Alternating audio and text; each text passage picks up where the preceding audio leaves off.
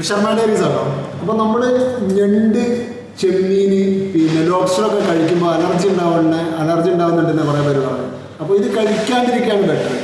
അത് അലർജി ഉള്ളവർ മാത്രമല്ല, അലർജി ഇല്ലാത്തവർ. കാരണം എന്താ വെച്ചാൽ ഏറ്റവും കൂടുതൽ വേസ്റ്റ് കഴിക്കുന്ന മീനുകളുടെ കൂട്ടത്തിൽ പെട്ടതാണ് ഞണ്ട്. കാരണം ഞണ്ട്, ചെമ്മീൻ, ലോബ്സ്റ്റർ ഇത് മറ്റുള്ള മീനുകളെ പോലെയല്ല.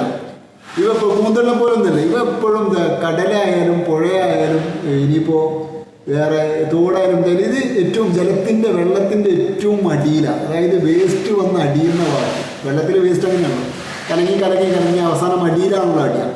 ഈ ഭാഗത്താണ് ഇവ ഉണ്ടാവുക. ഇത് ഏറ്റവും താഴത്തുള്ളത് കൊണ്ട് തന്നെ വേസ്റ്റ് ഏറ്റവും കൂടുതൽ തിന്നുന്ന സാധനം, വേസ്റ്റ് ഏറ്റവും കൂടുതൽ കൺസ്യൂം ചെയ്യുന്ന സാധനത്തിൽ പെട്ടതാണ് ചെമ്മീൻ, ലോബ്സ്റ്റർ, പിന്നെ ക്രാബ്, ഞണ്ട് എന്നുള്ളതൊക്കെ.